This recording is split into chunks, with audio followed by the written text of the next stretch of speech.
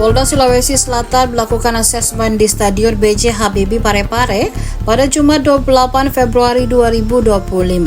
Asesmen itu dilakukan untuk memastikan kesiapan Stadion B.J. Habibie Parepare digunakan pada laga PSM Makassar versus Persebaya Surabaya pada 7 Maret 2025 mendatang.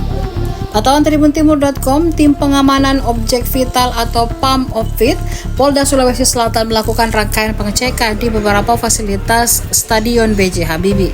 Di antaranya jalur masuk dan jalur keluar penonton, kamar ganti pemain, toilet penonton, ruang wasit, ruang VAR, hingga ruang press conference.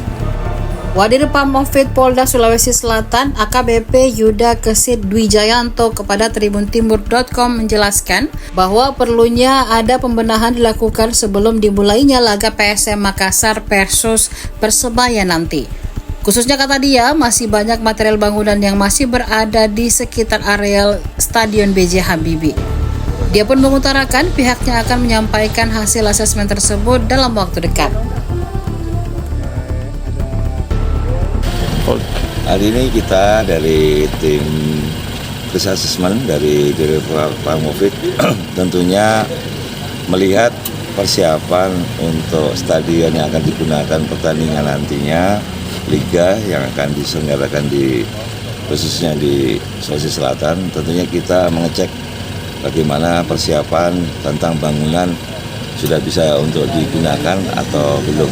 Ya tentunya perlu ada tambahan dan pembenahan kembali supaya lebih siap kembali dalam pelaksanaannya. Tentunya kita akan menelaah kembali, nanti kita rapatkan dulu di Polda bagaimana petunjuk-petunjuk lebih lanjut, nanti akan dikeluarkan penilaian terhadap